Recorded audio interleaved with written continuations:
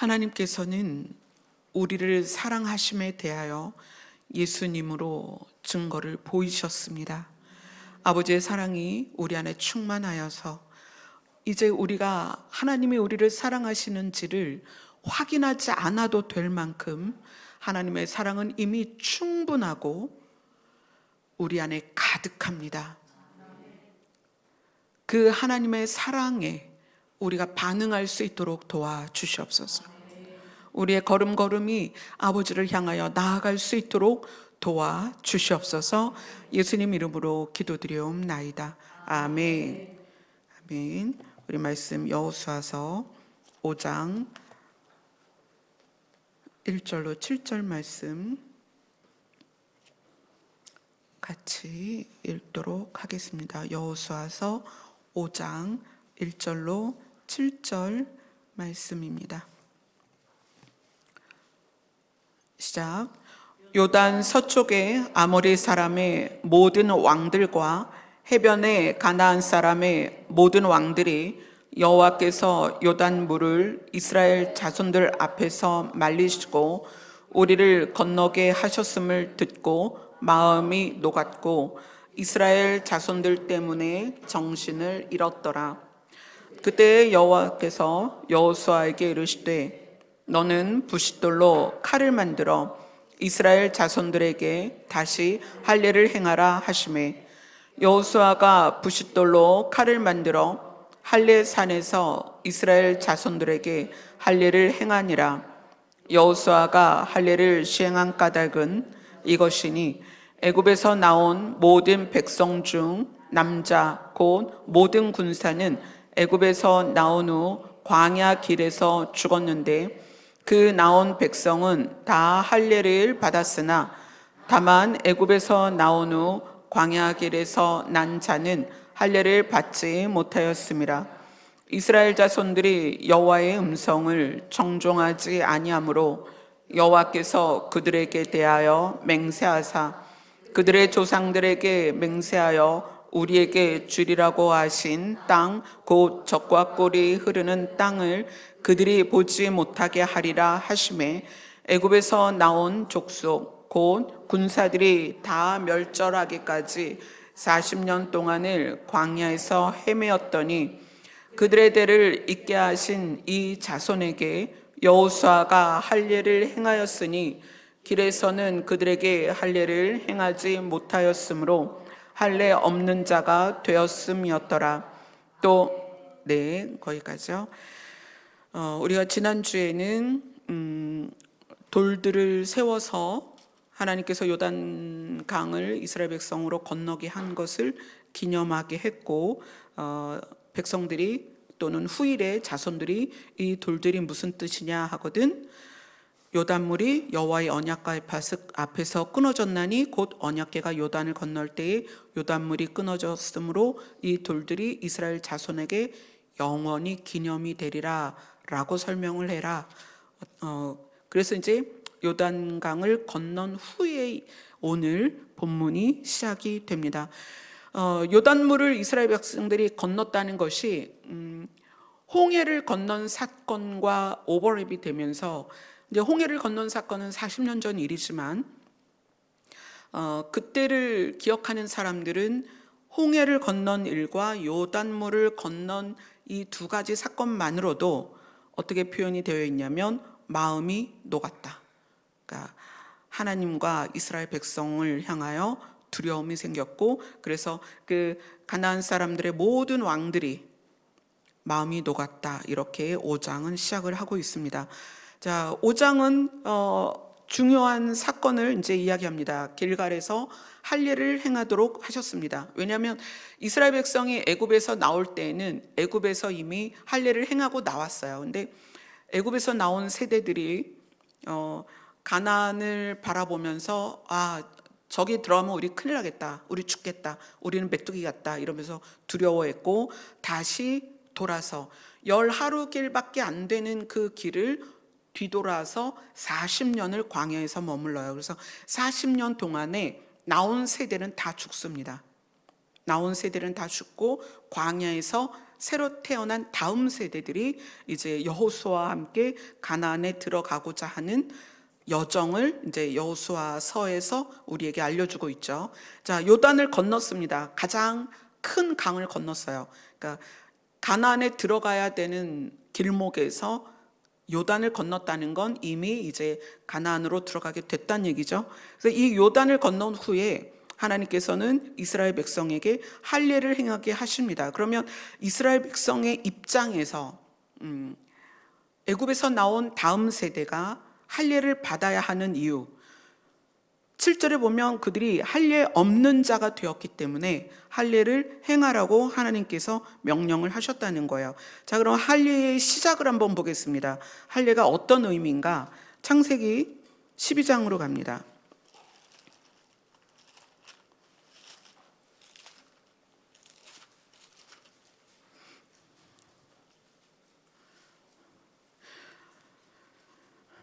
자, 12장 전에는 이제 노아의 사건이 있었고, 그 다음에 노아의 세 아들들의 족보들이 쭉 나와요. 그래서 그 족보 안에 이제 하나님께서 아브라함을 부르시는 내용이 12장 1절부터 시작이 됩니다.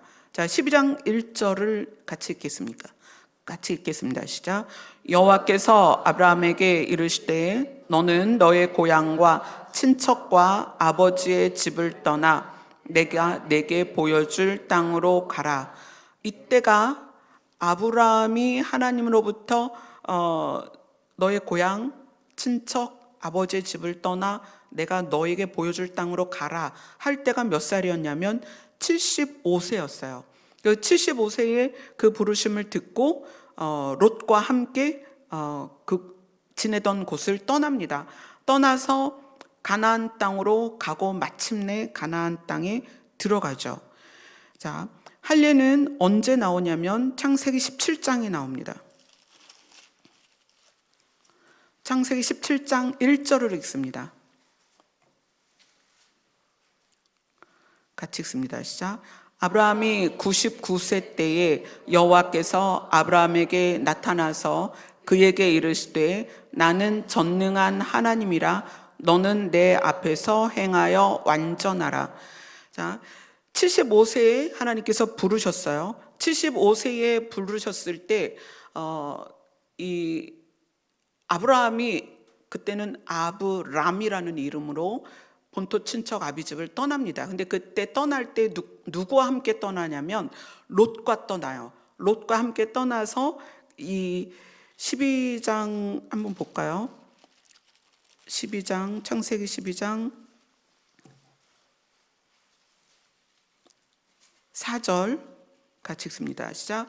이에 아브라함이 여호와의 말씀을 따라갔고 롯도 그와 함께 갔으며 아브라함이 하란을 떠날 때 75세였더라. 75세에 아브라함이 롯과 함께 떠나요. 아브라함의 가족도 있고 롯의 가족도 있습니다. 그렇게 떠나서 13장으로 가면 아브라함과 롯이 서로 살 지역을 정합니다.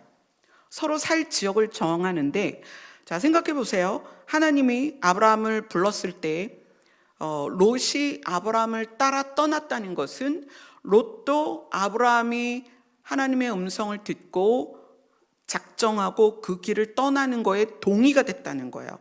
롯이 뭐 5살, 6살 어린아이도 아니고, 그렇죠? 롯이 자기가 스스로 결정할 수 있는 나이에 아브라함과 함께 떠나기로 결정하고 아브라함의 가족과 롯의 가족들이 떠났습니다. 그리고 나서 아브라함과 롯이 소유가 많아지고 가축이 많아지고 가족이 많아지니까 함께 거하기가 어려운 거예요. 그래서 야, 우리 이제 갈라서야 되겠는데 어디로 갈까? 그랬을 때 창세기 13장 12절 13절을 같이 읽습니다. 시작. 아브라함은 가나안 땅에 거주하였고 롯은 그 지역의 도시들에 머무르며 그 장막을 옮겨 소돔까지 이르렀더라. 소돔 사람은 여호와 앞에 악하며 큰 죄인이었더라. 시작을 한번 생각해 보세요. 아브라함이 75세에 하나님이 부르셨어요. 근데 이제 아브라함이 혼자 떠난 게 아니고 일가 친척들에게 그런 이야기를, 사연을 얘기했겠죠. 하나님이 나에게 나타나셨어. 근데 내가 너에게 줄 땅으로 가래. 그러니 우리는 떠나야 될 것 같아. 그랬을 때 롯이 동의를 했고 롯의 가족이 있었습니다. 그런데 출발은 함께 했지만 이 두 가정이 이제 서로 헤어져야 하는 시점이 왔을 때의 선택을 보자는 거예요. 아브라함은 가나안 땅에 거주하였고, 왜 그랬냐면 하나님이 주시겠다고 한 땅이 가나안이었기 때문에 가나안 땅에 아브라함은 거주를 하였고, 롯은 더 부유하고 더 풍족한 모습으로 보여지는 곳을 선택했다는 거예요. 근데 그곳을 이 성경에서는 어디라고 말하냐면 소돔이라고 불러요. 근데 이 소돔이 13절에 그 소돔이라는 지역의 성격이 나와요. 소돔 사람은 여호와 앞에 악하며 큰 죄인이었더라. 그러니까 롯이 볼 때에 소돔이라는 곳은 먹을거리가 많고 장사할 만하고 또 무역이 활발하고 또 농사가 잘 되고 양이 많고 먹고 살기에 너무 좋은 거예요. 그것과 함께 소돔 사람이 악하며 큰 죄인이라는 두 가지의 모습이 있었을 텐데, 우리는 우리가 생각하고 우리가 원하는 걸 봅니다. 한 가지 모습, 한 가지 형태에서 사람들은 다양하게 그것을 보는 견해가 있어요. 그런데 각자는 자기의 기준과 가치관으로 그걸 본다는 거예요.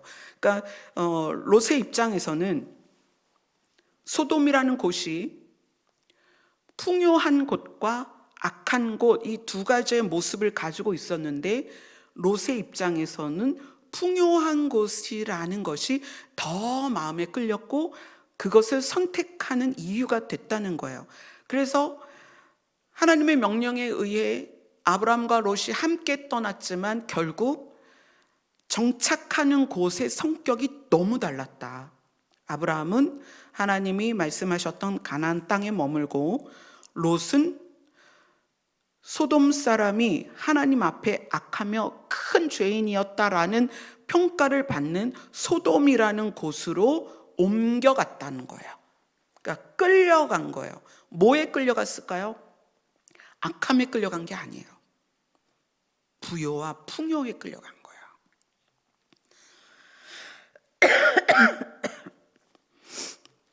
자, 그 다음에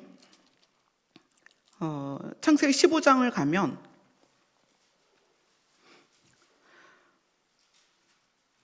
창세기 15장 4절부터 7절까지 같이 읽겠습니다. 시작. 여호와의 말씀이 그에게 임하여 이르시되 그 사람이 내 상속자가 아니라 내 몸에서 날 자가 내 상속자가 되리라 하시고, 그를 이끌고 밖으로 나가 이르시되 하늘을 우러러 무별을 셀 수 있나 보라. 또 그에게 이르시되 내 자손이 이와 같으리라. 아브라함이 여호와를 믿으니 여호와께서 이를 그의 의로 여기시고, 또 그에게 이르시되 나는 이 땅을 내게 주어 소유를 삼게 하려고 너를 갈대아인의 우르에서 이끌어낸 여호와니라. 우리가 성경을 보면서 유념해야 될 게 있어요. 하나님께서는 우리가 원하지 않아도 우리가 살 수 있는 모든 완벽한 환경을 주셨고요. 아브라함이 원하고 기도해서가 아니라 하나님은 아브라함을 택하여 부르셨어요. 그것에 들어있는 의미는 뭐냐면, 하나님은 사람에 대하여, 그거는 여기에 있는 모두에 대하여, 또 대한민국에 있는 모두에 대하여, 이 지구에 사는 모두에 대하여 하나님의 생각은 변함이 없어요. 뭐냐면 나는 너희를 살리고 싶다예요. 에덴 동산의 아담과 하와도 하나님은 그들을 살리기 위해서 모든 걸 완벽하게 창조하셨고, 그들이 하나님을 떠나고 하나님과의 약속을 배반하고 하나님과의 관계가 끊어졌음에도 하나님께서는 이 성경 66권을 계속 지나가면서 이제 시간적으로는 지나가는 거죠. 창세기부터 계시록까지는 시간적으로는 지나가는 거예요.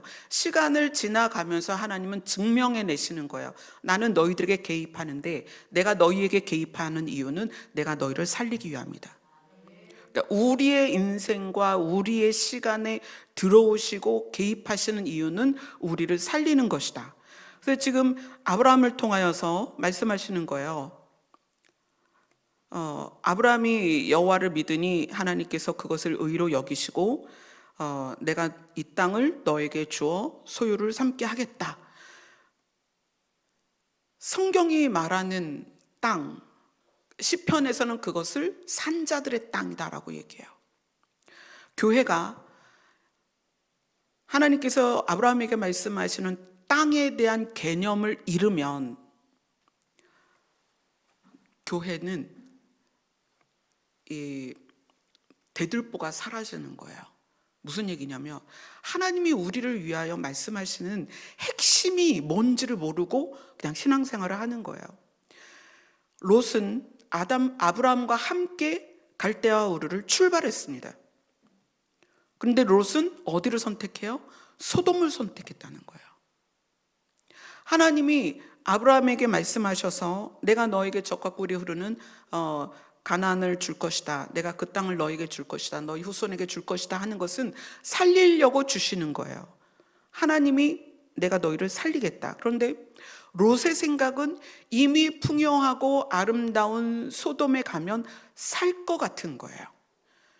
하나님이 이 창세기로 시작해서 창세기, 출애굽기, 레위기, 민수기, 신명기, 오늘 우리가 읽고 있는 여호수아까지 그들의 역사를 통해서 우리에게 뭘 말씀하시려는가? 여러분 그거 알지 못하면 여러분 교회를 진짜 그냥 다니는 거예요. 하나님은 우리에게 진짜 살 수 있는 땅을 주고 싶어 하신다. 예수 그리스도로 생명을 얻었다. 그럼 예수 그리스도로 얻은 생명을 어디서 살 거냐는 거예요. 여러분 예수 그리스도로 얻은 생명은 이 땅에서 사는 게 아닙니다. 이거 아셔야 돼요. 예수 그리스도로 얻은 생명을 예수 그리스도로 말미암아 죄 사함 받은 그 효력을 이 땅에서 누리려고 그래요. 창세기에서 말하는 땅은 너의 본토 친척 아비 집을 떠나라야. 그리고 내가 너희에게 주고자 하는 그 땅으로 가라. 그래서 창세기부터 출애굽기, 레위기, 민수기, 신명기, 여호수아까지 이스라엘 백성이 정처 없이 가는 것 같지만 목적을 두고 가는 것이고, 도대체 왜 우리는 40년간 이 땅을 가야 되는가? 그들은 나온 세대는 다 죽었으니까 태어난 세대는 그랬을 거 아니에요. 도대체 우리 부모는 왜 애굽에서 나와서 이 광야에서 우리를 낳고, 우리는 진짜 학교 한번 다녀본 적 없고 수돗물에 목욕 한번 해본 적 없고 이 광야를 걸어가야 되는가? 하나님이 우리를 광야에 두시는 이유는 하나님이 주고자 하는 땅으로 우리를 데려가기 위함이라는 거예요. 근데 이거를 교회가 말을 안 하면 우리는 목적을 모른다는 거예요. 어디로 가야 되는지. 그 성경이 우리를 나그네라고 그러는 거예요. 너희들이 갈 곳이 있다. 갈 곳을 우리가 제시받지 못하고 갈 곳이 어딘지에 대한 확신이 없으면 우리 신앙생활이 어떻게 되냐면 당장 눈에 보이는 게 문제가 되는 거예요. 나한테 왜 이런 어려운 일이 있는가? 나한테 왜 이런 고난이 있는가? 나는 왜 이렇게 불편해야 되는가? 나는 왜 이렇게 부족해야 되는가? 나는 왜 이렇게 결핍이 투성인가? 이럴 수밖에 없다는 거예요. 근데 하나님께서 우리의 시선을 창세기부터 출애굽기, 레위기, 민수기, 신명기, 여호수아, 우리의 시선을 자꾸 늘려주시는 거예요. 그래서 우리의 시선을 어디까지 늘려주시느냐? 계시록까지 늘려주신다는 거예요. 우리의 시선이 계시록까지 가니까 그 계시록 끝에 뭐가 있냐면 새하늘과 새 땅이 있다는 거예요. 여러분의 시선을 더 멀리 보셔야 돼요. 여러분의 시선은 코앞이 아니라는 거예요. 여러분의 시선은 응봉면도 아니에요. 여러분의 시선은 저기 서울도 아니에요. 여러분의 시선을 정말 넓게 보셔야 되고 하나님이 궁극적으로 우리에게 주시고자 하는 것을 분명하게 알아야 된다는 거예요. 그게 뭐다? 새하늘과 새 땅이다. 하나님의 나라다. 그래서 예수님이 복음을 전하실 때, 처음 복음을 전하실 때 이렇게 말씀하셨어요. 회개하라, 천국이 가까이 왔느니라. 그래서 예수님의 복음을 천국 복음이다 이렇게 얘기해요. 근데 이것이 일상을 사는 우리에게는 너무 먼 얘기 같고 아득한 얘기 같고 죽어야 가는 나라니까 이런 상상 때문에 천국 복음에 대한 포커스를 맞추지 않고 실생활에 말씀을 어떻게 적용할까로 가요. 그러니까 관계에 말씀을 어떻게 적용하고, 우리가 사회생활하는데 말씀을 어떻게 적용하고, 내 성품을 다스려가는데 말씀을 어떻게 적용하고. 말씀은, 이 성경 한 권이 인간의 인생으로 친다면 태어나서 결론은 새하늘과 새 땅이에요. 이미 우리가 태어났다면 우리의 결론은 새하늘과 새 땅이어야 합니다. 이것에 개념이 없으면 우리는 이 중간중간 그랬대 기도 많이 해야 되고 뭐 말씀 많이 봐야 되고 교회 열심히 가야 되고 여기에 머물러 있다는 거예요. 자, 롯이 아브라함이 하나님께로부터 들은 음성과 약속에 대하여 전달받았을지라도 롯은 그것에 대한 분명한 이미지가 없었던 거예요. 그러니까 소돔을 보고 하나님 보시기에 악한 땅이었음에도 불구하고 소돔의 풍요를 따라갔다는 거예요. 여러분이 하나님의 뜻이 분명히 무엇인가, 예수 그리스도로 말미암는 영생이 어떤 결과를 우리에게 원하는가를 알지 못하면 말씀을 가지고 롯처럼 따라간다는 거예요. 알긴 아는데 롯처럼 소돔을 향하여 간다는 거예요. 자, 창세기 17장으로 갑니다.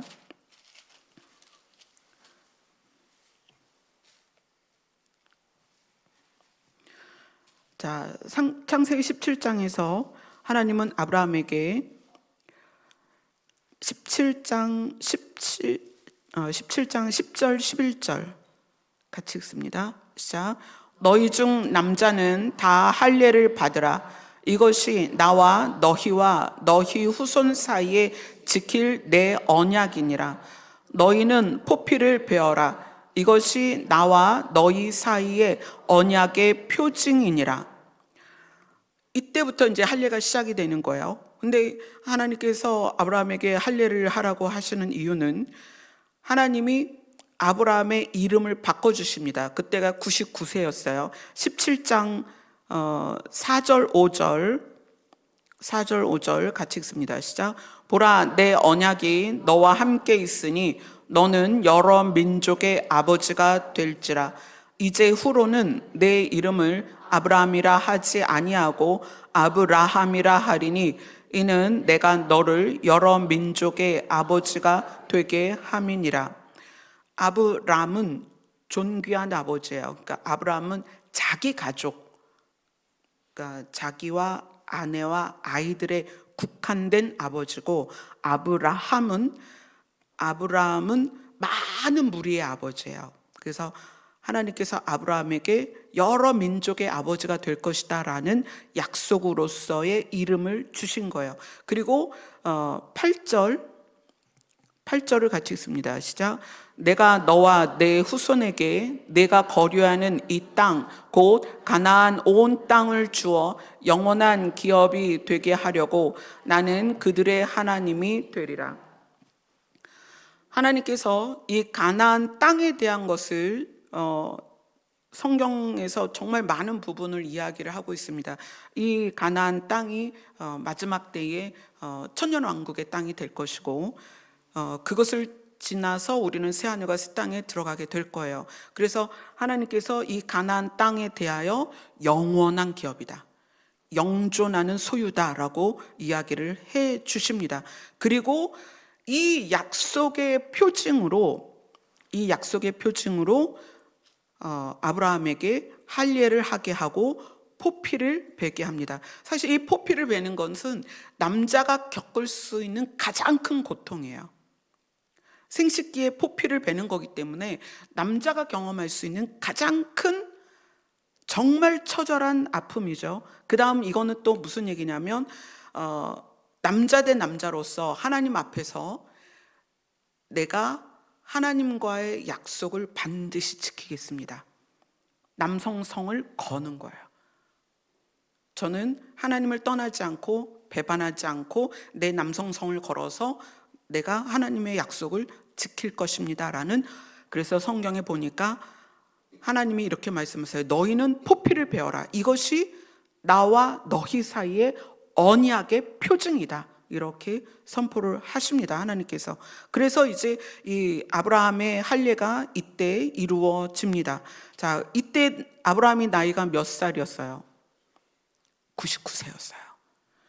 75세에 하나님이 부르셨지만 아브라함이 99세에 할례를 치릅니다. 할례를 치르고 하나님과 나는 포피를 베고 언약의 대상이다 라는 표징을 갖게 되었습니다.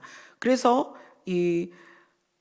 우리가 여호수아 본문에서 이스라엘 백성이 애굽에서 나와서 1세대는 다 죽고 다음 세대는 할례 없는 자가 됐잖아요. 그죠? 자, 창세기 17장 14절을 읽겠습니다. 시작. 할례를 받지 아니한 남자 곧 그 포피를 베지 아니한 자는 백성 중에서 끊어지리니 그가 내 언약을 배반하였음이니라.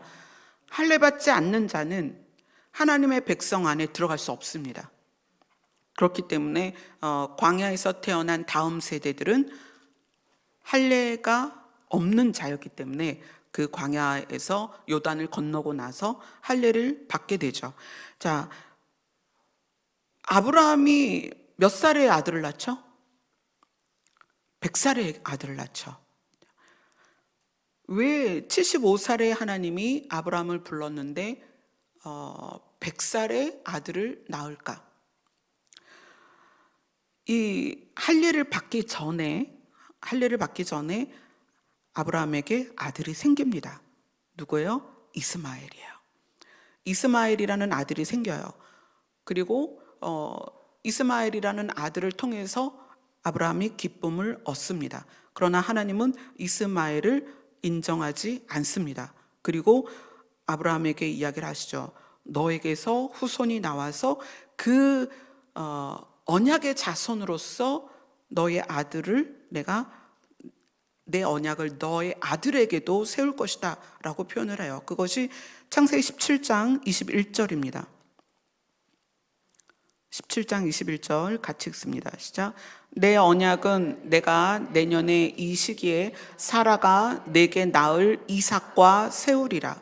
그러니까 아브라함과 세운 언약을 이삭과 이어지도록 할 것이다. 이렇게 얘기해요.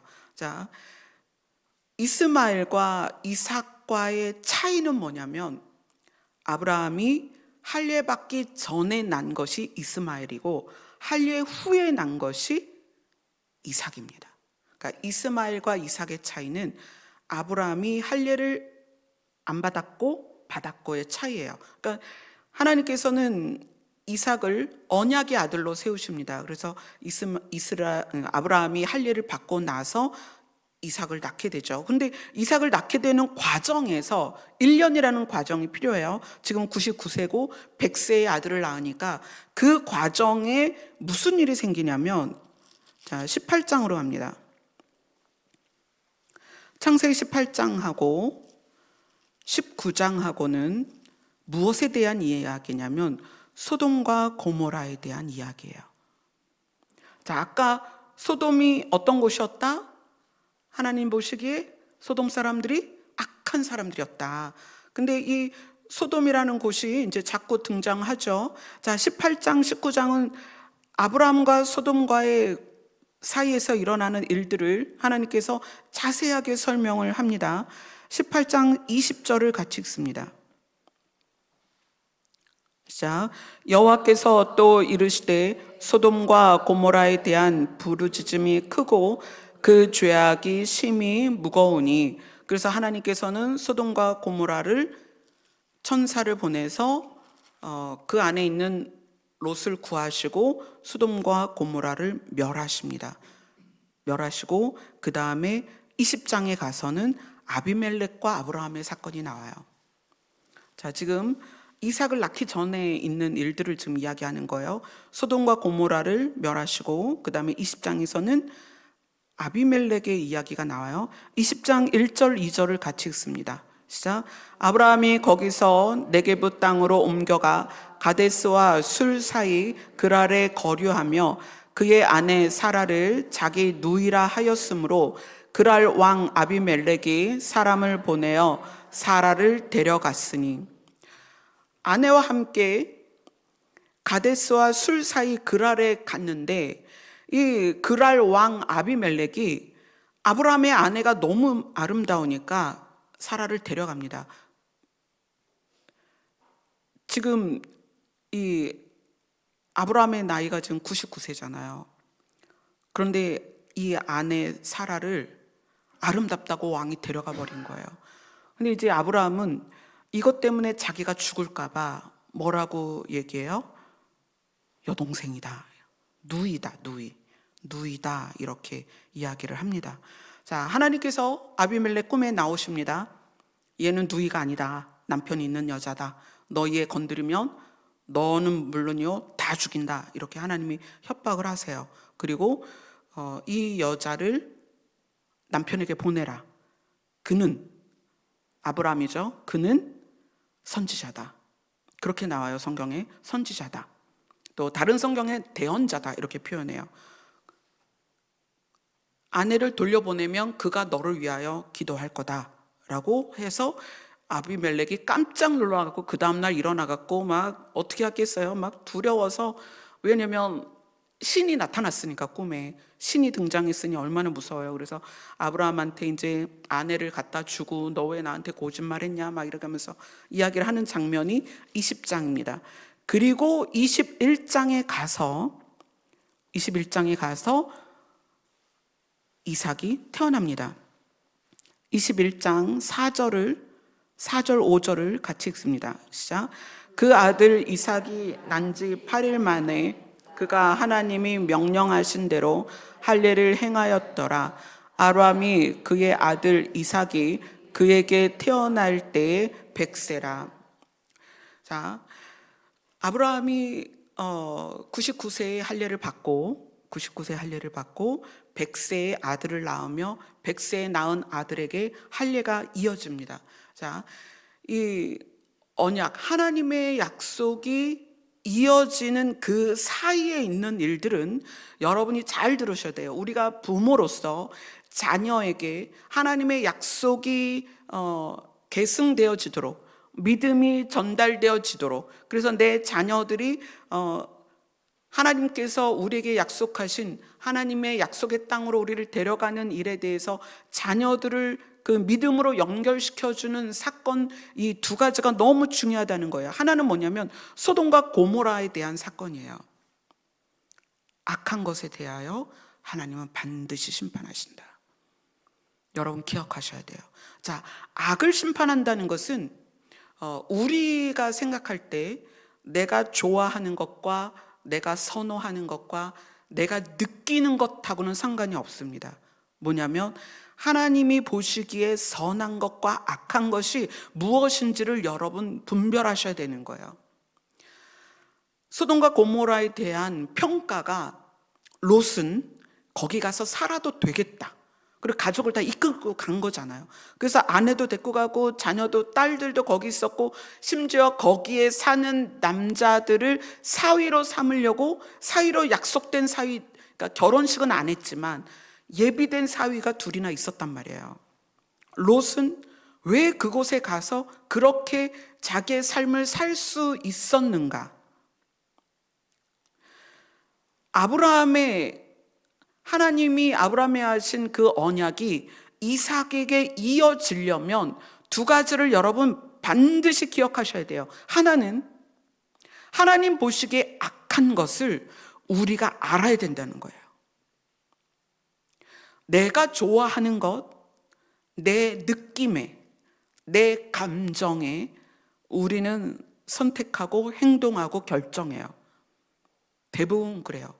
내가 화가 나니까 이렇게 말하고, 내가 짜증 나니까 행동하고, 사실 모든 게 내 생각에서 일단은 오케이가 되니까 행동으로 나오거든요. 물론 이 과정에서 하지 말아야지 하고도 되는 일들이 있겠죠. 대부분은 내 안에서 느끼고 생각하고 내 감정에서 말과 행동이 결정이 나온단 말이에요. 아브라함의 하나님과 맺어진 언약이 이삭에게로 연장되는 이 가운데 소돔과 고모라 사건은 굉장히 큰 사건이에요. 우리가 애굽에서 나온 세대라면 우리의 자녀는 다음 세대죠. 이 믿음이 연결되는 것은 첫 번째 사건은 소돔과 고모라를 기억하는 거예요. 내 생각에 이것도 아니고, 내가 느낄 때 이것도 아니고, 나는 이런 게 좋아 이것도 아니에요. 하나님 보시기에 옳은 것과 옳지 않은 것, 하나님 보시기에 악한 것과 선한 것, 여러분 이거 관심 정도가 아니에요. 여러분 이것이 정말 중요하다는 것을 뼈저리게 느끼셔야 돼요. 그래야만 우리의 믿음이 자녀들에게 이어집니다. 우리는 이런 것이 실패했기 때문에, 이것이 안 됐기 때문에 자녀들에게 우리의 믿음을 제대로 이끌어주지 못하고 있다는 거예요. 우리 주변 사람들에게 우리의 믿음이, 교회가 교회의 믿음이, 성도가 성도의 믿음이 왜 확장되지 않느냐? 하나님이 선하다 하는 것과 하나님이 악하다 하는 것에 대한 구별이 없다는 거예요. 그래서 롯처럼 소돔을 향해 가서 그곳에서 살림을 차리고 꾸리고 딸들도 결혼하게 하고 거기서 먹고 산다는 거예요. 근데 하나님은 아브라함이 할례를 받고 이삭이 태어나서 이삭이 할례를 받는 그 사이에 소돔과 고모라 사건을 넣으셨다는 거예요. 언약의 백성은 반드시 기억해라. 무엇이 죄인가? 무엇이 선한 것인가? 반드시 기억해라. 우리는 우리의 결핍 때문에, 우리의 감정 때문에, 우리의 느낌 때문에, 우리의 경험 때문에 나는 이런 게 좋아서 이렇게 결정하고 이렇게 선택하고 이렇게 행동하지만, 소돔과 고모라는 하나님 보시기에 악했다는 거예요. 여러분들의 믿음이 하나님이 약속하신 땅까지 이어지려면 반드시 기억해야 됩니다. 하나님은 무엇을 선하다 하고 무엇을 악하다고 하는가? 여러분 인생에 켜켜이 쌓인 여러분의 감정, 느낌, 선호도, 난 이런 게 좋아, 이런 거 다 제거하셔야 돼요. 할례는 그걸 깨뜨리는 거예요. 그 다음 한 사건이 뭐죠? 아비멜렉 사건이에요. 아비멜렉. 자, 21장, 창세기 21장 22절, 23절, 24절까지 같이 읽습니다. 22절에서 24절입니다. 시작. 그때 아비멜렉과 그 군대 장관 비골이 아브라함에게 말하여 이르되 네가 무슨 일을 하든지 하나님이 너와 함께 계시도다. 그런즉 너는 나와 내 아들과 내 손자에게 거짓되이 행하지 아니하기를 이제 여기서 하나님을 가리켜 내게 맹세하라. 내가 내게 후대한 대로 너도 나와 내 머무는 이 땅에 행할 것이니라. 아브라함이 이르되 내가 맹세하리라 하고. 자, 아브라함이 이삭을 낳고 이삭을 8일 만에 할례하는 그 사이에 있었던 일이 소돔과 고모라 사건이고 아비멜렉 사건이에요. 자, 아비멜렉 사건의 중요한 건 뭐냐면 아브라함이 하나님이 자기와 함께 하심을 잊어버렸다는 거예요. 그래서 아비멜렉이 자기 아내를 빼앗기 위해 자기를 죽일까 봐 하나님이 나와 함께 하심을 염두에 두지 않고 뭘 한 거예요? 이 여인은 내 아내가 아니고 누이입니다라고 거짓말을 했다는 거예요. 그러니까 이 아비멜렉이 아브라함에게 뭐라고 말하냐면, 내가 무슨 일을 하든지 하나님이 너와 함께 계시다. 이거를 아브라함이 얘기를 했어야 되는 거 아니에요. 내가 무슨 일을 하든지 하나님이 나와 함께 하신다, 이렇게 고백했어야 돼요. 그런데 오히려 아비멜렉이 이야기하는 거예요. 너는 무슨 일을 하든지 하나님이 너와 함께 계신다. 그러니 뭐 해라? 거짓되게 행하지 마라. 기억하세요. 우리가 하나님의 백성으로서 예수 그리스도의 피로 구원을 받았다면 하나님은 우리와 함께 계십니다. 그게 임마누엘이에요. 그런데 그것을, 임마누엘을, 하나님이 함께 하심을, 하나님이 나를 돕는 하나님으로 함께 하실 거라고 생각해요. 물론 돕는 하나님으로도 함께 계십니다. 그러나 우리를 보십니다. 우리를 보고 계신다는 거예요. 그러니까 아비멜렉이 이야기하는 거예요. 너가 무슨 일을 하든지 하나님이 너랑 함께 하시니까, 너와 함께 계시니까 너는 어떤 일을 하든지 거짓되게 향하지 마라. 왜냐하면 죽을 뻔했거든요. 사라를 데려다가, 아름다운 사라를 데려다가 범하려고 하다가 큰일 날 뻔했거든. 하나님이 꿈에 나타나서 이 여인은 남편이 있다. 그 남편은 선지자다. 나의 대언자다. 너 이 여인 건드리면 너 죽는다. 이랬단 말이에요. 그러니까 아비멜렉이, 아브라함은 하나님이 나를 함께 하셔서 지켜주실 거라는 거를 그 순간에 아내를 잃을까 봐 두려워서 거짓말을 했는데, 오히려 아비멜렉이 말하는 거예요. 내가 무슨 일을 하든지 하나님이 함께 하신다. 여러분 마찬가지입니다. 우리가 어디에 있든지 무슨 일을 행하든지 하나님이 우리와 함께 계십니다. 그래서 어떻게 해라? 거짓되이 행하지 말라. 우리가 이걸 잊어버리고 있다는 거예요.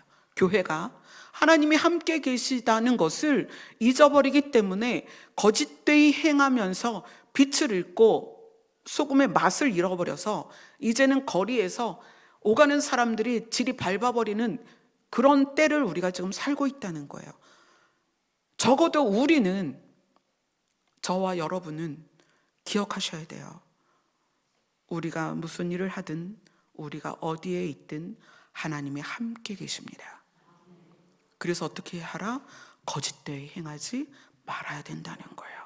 자, 이것이 할례의 시작이었고, 그래서 여호수아, 오늘 본문에 여호수아서 5장으로 와서 이스라엘 백성이 애굽에서 나와서 가나안을 가는 그 여정에서 요단강을 건너서 그 백성들이 할례 없는 자가 되었기 때문에 하나님이 아브라함에게 약속하신 언약을 이어가기 위해서 이들이 할례를 받았다는 거예요.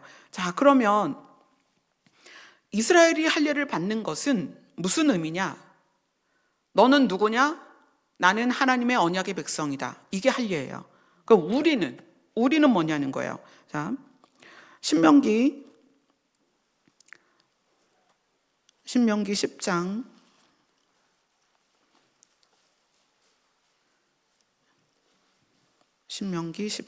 신명기 여호수아 앞에 있죠. 신명기 10장 16절.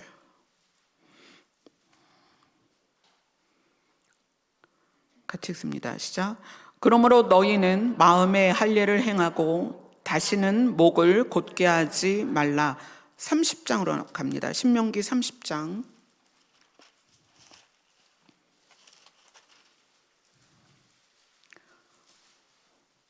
6절. 신명기 30장 6절 같이 읽습니다. 시작. 내 하나님 여호와께서 내 마음과 내 자손의 마음에 할례를 베푸사 너로 마음을 다하며 뜻을 다하여 내 하나님 여호와를 사랑하게 하사 너로 생명을 얻게 하실 것이며. 아브라함은 할례 이전에 또 아브라함은 율법이 생기기 이전에 믿음으로 의롭게 되었고 믿음의 조상이 됐어요. 그래서 이 아브라함을 조상으로 해서 혈통적 하나님의 백성 이스라엘이 나왔고, 믿음으로 하나님의 백성인 지금 우리들이 성도가 있다는 거예요. 그래서 아브라함은 믿음의 조상이기도 하고 이스라엘의 조상이기도 합니다. 그런데 우리는 믿음으로 아브라함의 자손이 되었고, 그 믿음으로 아브라함의 자손이 된 우리에게 마음의 할례를 하나님께서는 베풀길 원하신다는 거예요. 이스라엘 백성이 육신의 포피를 베었다면 너희는 마음을 베어라. 로마서로 갑니다. 신약성경, 우리가 주일날 지금 로마서 보고 있죠. 로마서 2장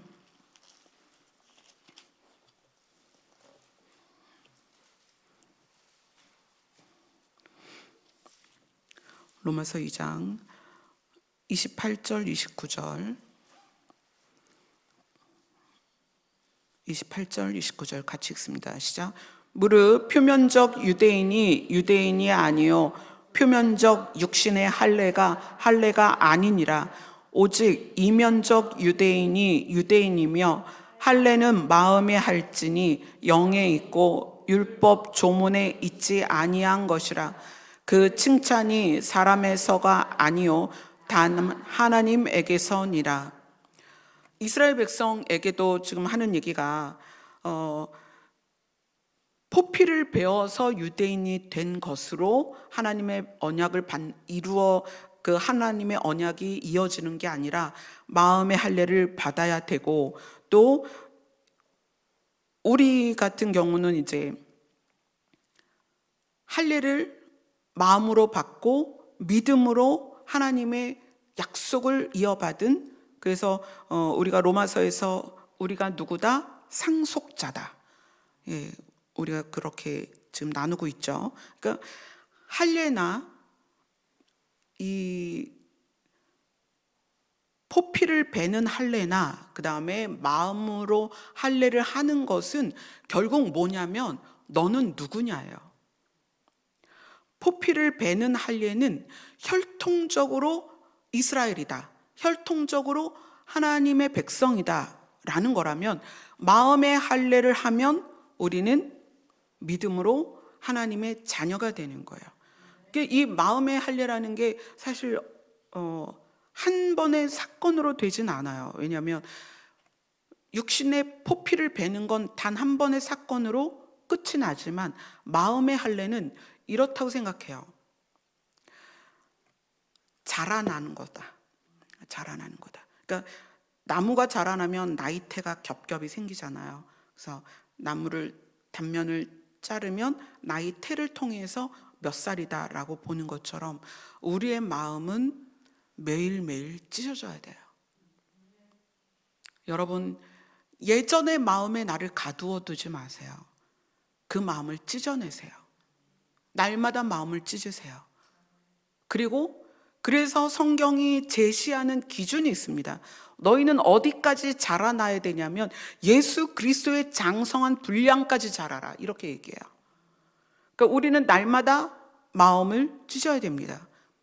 우리의 마음이 얼마나 견고한지, 내가 원하는 거, 내가 좋아하는 거, 내가 느끼는 거, 내 느낌에 매여서 우리가 살아간단 말이에요. 근데 그걸 찢으라는 거예요. 그러지 않으면 여호와의 장성, 예수 그리스도의 장성한 분량까지 우리가 자라나지 못합니다.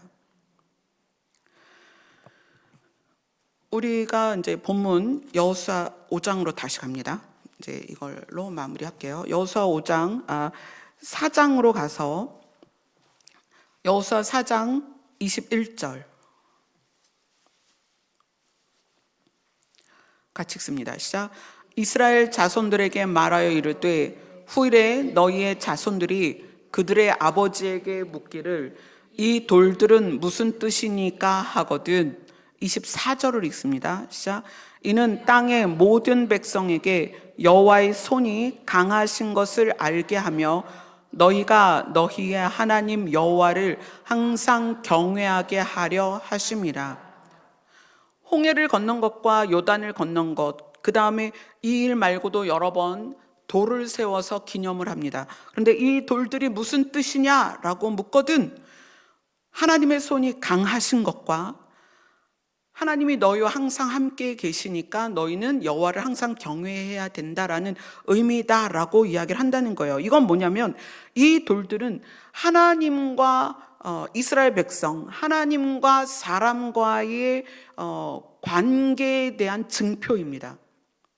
하나님이 강한 손으로서 우리들을 살리고 인도하신다는. 그런데 이것은, 이 돌들은 시대적이고 역사적인 모든 백성에 대한 증표예요.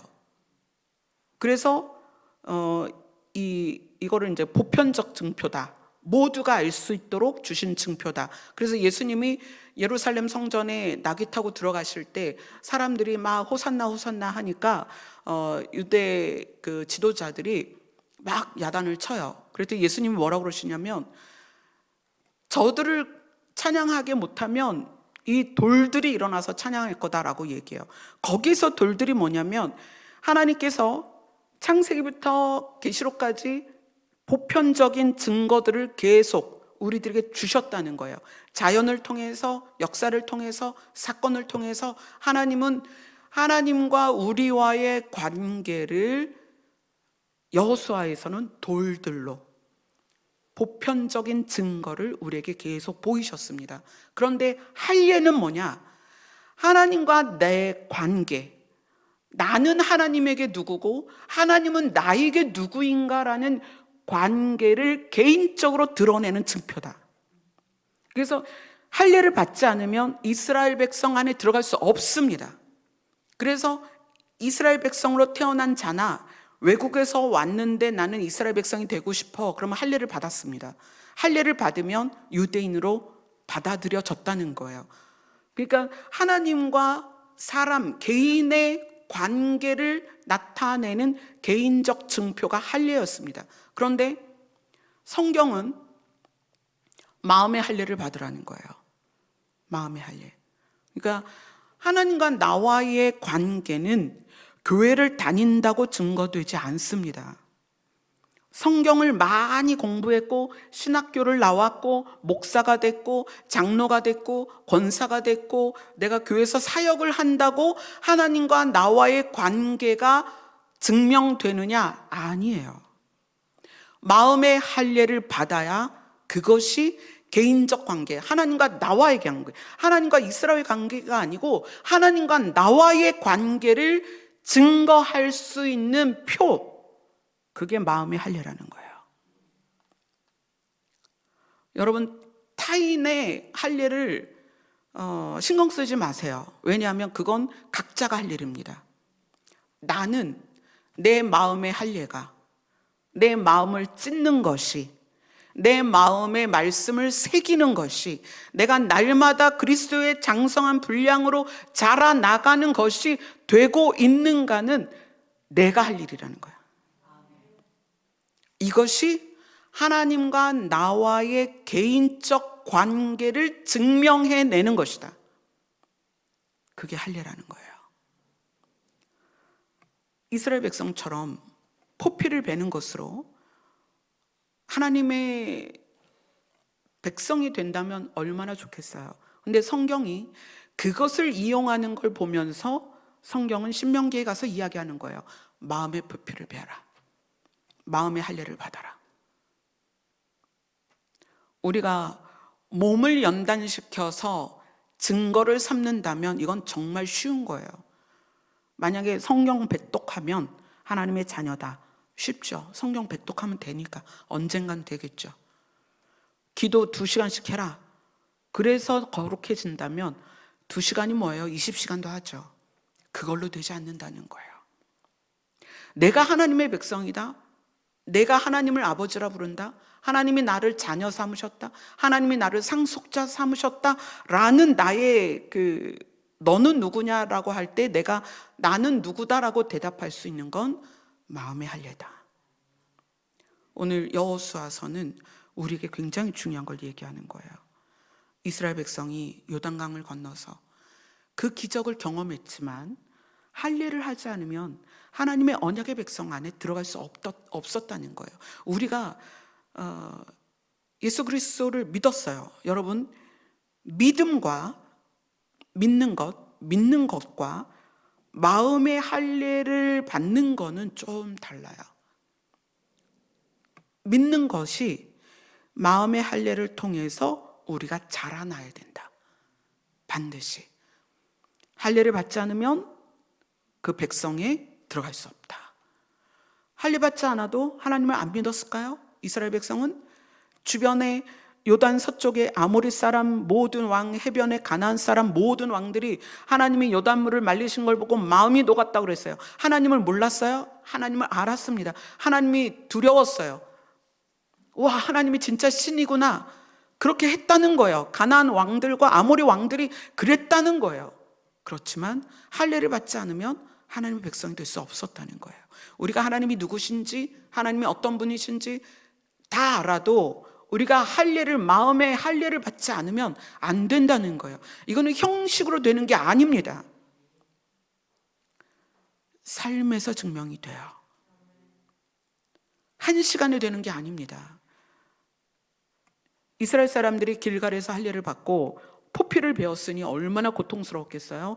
며칠을 진친 그 장막 안에서 꼼짝도 못하고 나을 때까지 기다렸어요. 시간이 걸린다는 거예요. 마음의 할례는 우리의 평생에 그분의 나라에 갈 때까지 날마다 우리의 마음이 아파야 돼요. 여러분, 마음 아픈 거 필연적입니다. 우리의 마음의 할례는 아파야 돼요. 마음이 아프고 슬퍼야 돼요. 때로는 내 마음을 쳐야 됩니다. 때로는 내가 내 마음을 집어뜯어야 돼요. 포피를 베는 거 쉽지 않죠. 얼마나 아프겠어요? 여러분, 마음 안 아프고 우리가 할례를 치렀다고 할 수 있는가? 우리의 일생을 우리는 마음이 아파야 돼요. 하나님의 사랑은 증명되었습니다. 예수 그리스도를 우리에게 주셨고, 우리가 영생으로 들어갈 수 있는 증거는 예수님이 부활하심으로 우리에게 보이셨습니다. 예수님의 부활로 증명이 됐어요. 예수님의 부활은 우리의 맏아들이 부활했기 때문에 너희도 부활할 수 있다라는 증명이에요. 다 됐습니다. 우리는 그분의 나라에 갈 수 있는 자격도 얻었고 예수 그리스도가 부활하심으로 증거를 받았습니다. 그런데 문제는 내 마음에 할례가 있냐는 거예요. 잘 생각해 보세요. 내가 하는 말과 행동과 선택과 결정은 내가 좋아하고 내가 느끼는 것에 반응되어지는 거라는 거예요. 내가 이것을 원하고 내가 이것을 느끼고 내가 이렇게 생각한다면 그것이 옳은가? 기억하세요. 롯은 아브라함과 함께 떠났지만 롯은 소돔을 선택했어요. 결국 소돔은 멸망했습니다. 우리의 말과 행동과 선택과 결과가 우리의 할례를 통하여서 예수 그리스도의 장성한 분량까지 자라나가야 된다는 거예요. 우리 평생 날마다 여러분 마음 아파야 됩니다. 늘 마음이 아파야 돼요. 슬퍼야 돼요. 아버지의 사랑에 반응하지 못하는 내가 슬퍼야 돼요. 예수 그리스도의 피뿌림에 반응하지 못하는 내가 슬퍼야 됩니다. 내 주변조차 챙기지 못하는 내가 슬퍼야 돼요. 그렇게 마음이 아파야 됩니다. 한순간도 죽지 못하고 한순간도 이 목을 굽히지 못하는 우리 자신이 슬퍼야 된다는 거예요. 그게 마음의 할례를 받는 거예요. 우린 날마다 마음이 찢어지고 아파야 됩니다. 그래야 우리 겹겹이 쌓인 그 우리의 악함을 뚫고 예수 그리스도의 장성한 분량까지 자라갈 수 있다는 거예요. 이스라엘 백성이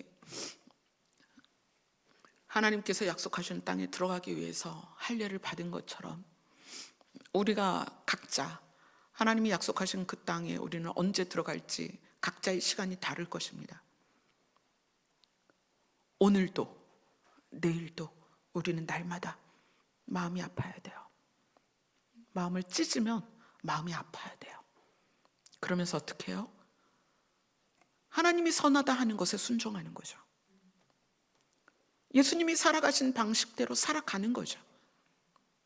내가 좋아하는 길은 아니어도 내 느낌에는 그것이 싫을 수 있어요. 그러나 할례 받지 않으면 하나님의 백성이 아닙니다. 아멘. 아멘. 찬양하겠습니다.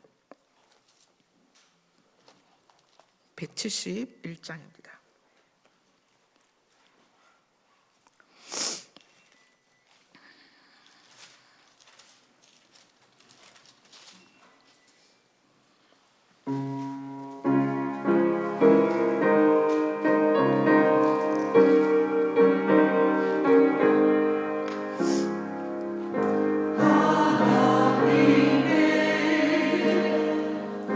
독생자 예수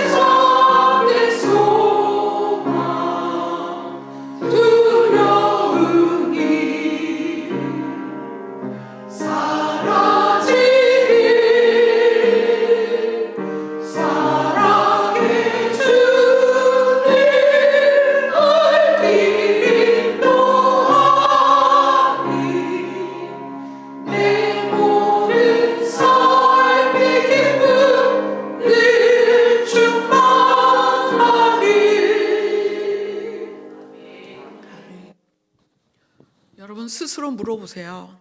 나는 누구인가? 나는 하나님의 상속자이다. 이 고백이 여러분 안에서 나와야 됩니다. 그리고 그것을 하나님과 나와의 관계에서 증명하는 방식이 우리의 마음의 할 일입니다. 오늘도 마음을 찢으며 아버지께 나아가는 거예요. 하나님께서 우리와 함께 계신다고 하셨으니 나를 도와주세요. 인도해 주세요. 우리가 자라나도록 도와주세요. 무럭무럭 자라나도록 도와주세요. 아멘. 우리 다 같이 기도하겠습니다.